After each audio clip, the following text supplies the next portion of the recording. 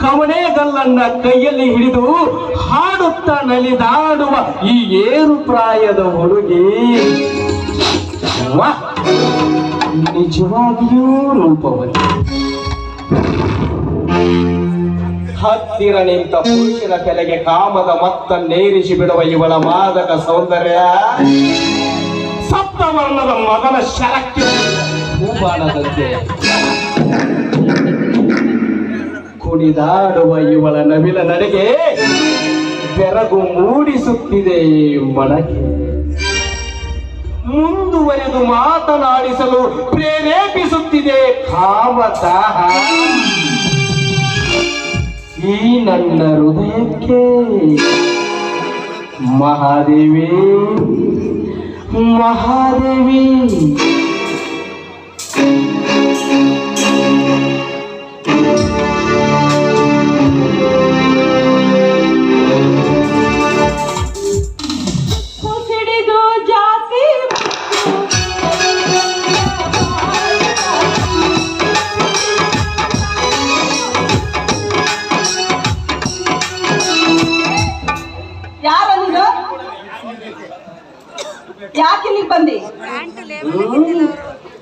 ಯಾರೂ ಬೇಕಾಗಿಲ್ಲ, ಕುಡಿಯಲಿಕ್ಕೆ ಸ್ವಲ್ಪ ನೀರು ಬೇಕಾಗಿತ್ತು.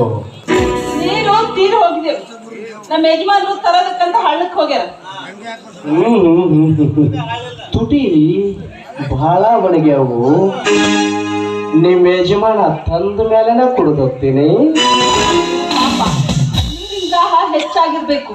ಅವರು ಬರೋ ತಡ ಆಗ್ತೈತಿ. ನೀವ್ ಅಲ್ಲೇ ಹಳ್ಳಕ್ಕ ಹೋಗ್ಬಿಡ್ರಿ. ಅಂದ ಹಾಗೆ ಮಹಾದೇವಿ, ಈ ನಿನ್ನ ಹೊಲ ಹಸಿರು ತುಂಬಿದ ನಿಮ್ಮ ಹೊಲ ಬಹಳ ಚಂದದಲ್ಲ. ಚಂದ ಐತಿ ಅಂತ ಒಳಗ್ ಕಾಲಿಟ್ರ ಹಾವು ಚೋಳು ಕಡಿತಾವಲ್ಲ. ಹಾವಂದ್ರ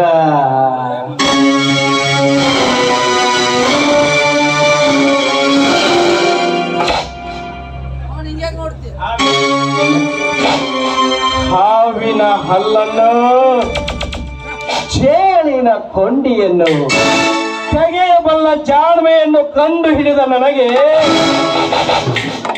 ಅದರ ಭಯವಿಲ್ಲ ಮಹಾದೇವಿ. ಮಾಡು ಮಾದೇವಿ ಅಂತ ಒಂಟೆ ಹೆಸರಲ್ಲೇ ಕರೆದಂದ್ರ ನಿನ್ನ ಗಂಟ್ಲನ ಸೀಳಬೇಕಾಗುತ್ತೆ. ಮೊದಲು ಬೇಡ ನಮ್ಮ ಹೊಲ ಬಿಟ್ಟು. ಮಹಾದೇವಿ, ನಿನ್ನಂತ ರೂಪವತಿಗಲ್ಲ ಈ ಹೊಲಮಣಿ ದುಡಿಮೆ. ಭೋಗ ವಿಲಾಸದ ರಸ ಕೇಂದ್ರದ ಕಣ್ಣಾದ ನನ್ನ ಒಲುಮೆಯ ಹೆಣ್ಣಾದ ಈ ನಿನ್ನ ಕಷ್ಟ ಕಂಡು ನನ್ನ ಕಣ್ಣಲ್ಲಿ ನೀರು ಬರುತ್ತಿದೆಯಲ್ಲ ಮಹಾದೇವಿ. ಅಲ್ಲ, ಹಡೆದವರ ಮನೆಯಲ್ಲಿದ್ದರೂ ತಪ್ಪದಾಯಿತಲ್ಲ ಮಹಾದೇವಿ ನಿನಗೆ ಈ ಹೊಲಾಮಣಿ ದುಡಿಮೆ. ಅಯ್ಯೋ, ನಾನು ಯಾರ ಸಲುವಾಗಿ ದುಡಿಯಕತ್ತಿಲ್ಲಪ್ಪ. ನನ್ನ ಸಲುವಾಗಿ ಕಣ್ಣೀರ್ ಹಾಕದ್ ಬೇಡ. ಮೊದಲು ಹೋಗಿಲ್ಲಿಂದ.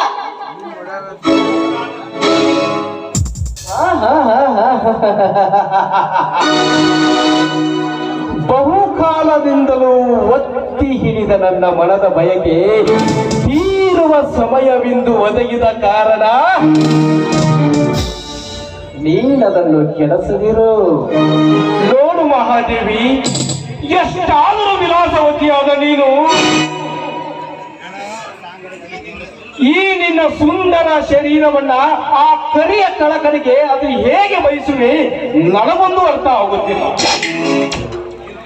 ನಿರ್ಗಂಧಮಯವಾದ ಕುಸುಮ ಮುಡಿಯವಳೆ ಈ ರಸಿಕ ರಂಜನೀಯ ನವರಸಿಕನಾದ ನನ್ನ ಮನದ ರಸಿಯಾಗಿ ಬಾಳು.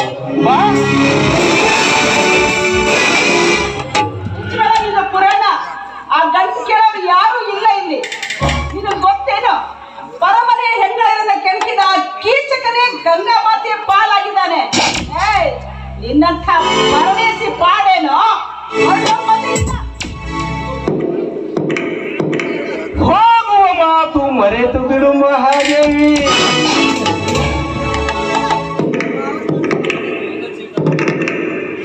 ಸುಮ್ಮನೆ ಭೋಗಕ್ಕೆ ಆಸ್ಪದ ಕೊಡದಿದ್ದರೆ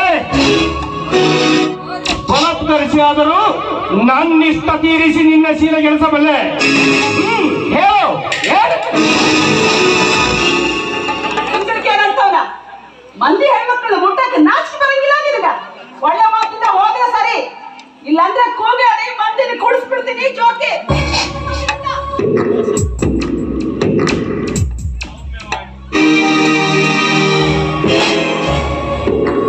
ಸೌಮ್ಯವಾಗಿ ಮಾತನಾಡಿಸಿದ ಹಾಗೆಲ್ಲ ಹಾಸಿಗೆ ಬರುವ ಹೆಣ್ಣಲ್ಲ ನೀನು. ಮಹಾದೇವಿ, ಒಲ್ಲದ ಹೆಣ್ಣಿಗೆ ಒತ್ತಾಯವೇ ಮದ್ದು.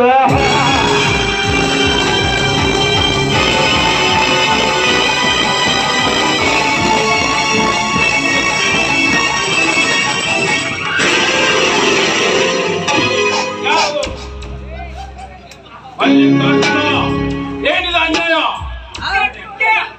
ಈ ನೀಚ ನನ್ನ ಶೀಲ ಕೆಡಿಸೋದಕ್ಕೆ ಬಂದಿದ್ದಾನೆ. ಏನು ಶೀಲ ಕೆಡಿಸಲಿಕ್ಕೆ?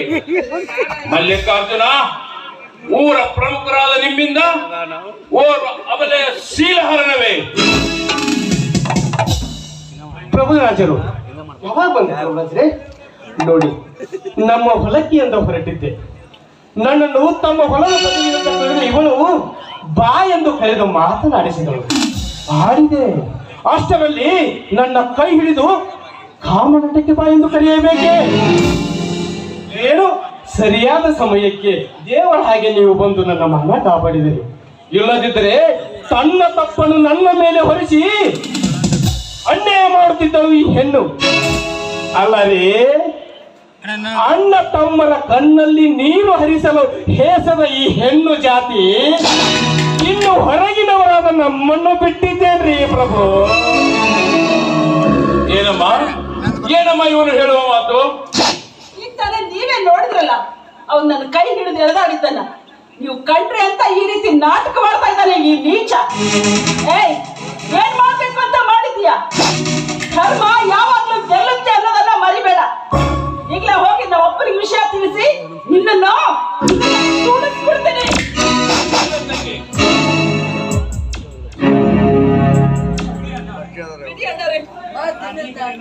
ಈಗಲೇ ಮನೆಗೆ ಹೋಗಿ ನಾವು ಒಬ್ಬರಿಗೆ ವಿಷಯ ತಿಳಿಸಿ ಈ ನೀಚನ ಸರಿಯಾಗಿ ಮಾತಾಡ್ತೀನಿ.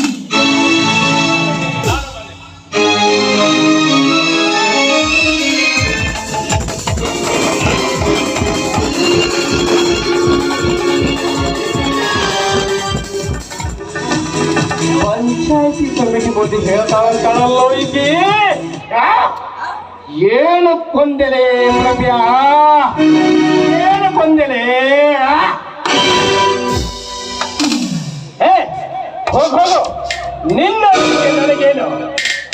ನಿಮ್ಮಿಬ್ಬರ ಅಂತರಂಗವನ್ನು ಅರಿಯದ ಹುಚ್ಚನಲ್ಲ ನಾನು. ಹೊಲದಲ್ಲಿ ಗಂಡನಿಲ್ಲದ ಸಮಯದಲ್ಲಿ ಮಿಂಡನನ್ನು ಸಿಗಲಿಲ್ಲವೆಂದು ಕಂಡ ಗಂಡಸರನ್ನು ಕಾಮನಾಟಕ್ಕೆ ಕರೆಯುವ ನಿಮ್ಮಂತ ಬಂಡ ಹೆಂಗಸರನ್ನು ಮುಂದಿಟ್ಟು ಸುಡಬೇಕು. ಇವ ನೋಡು, ಇವ ಊರು ಸುಧಾರಕನಂತೆ ಸೋಗು ಧರಿಸಿ. ಇದೇನೋ ಪ್ರಭು, ಇವಳ ಸುಧಾರಣೆ ಮಾಡ್ತೀಯೋ ಏನು ಊರು ಸುಧಾರಣೆ ಮಾಡ್ತೀಯೋ? ಈ ಶಿಕ್ಷೆಯಿಂದ ಪಾರಾಗೋದು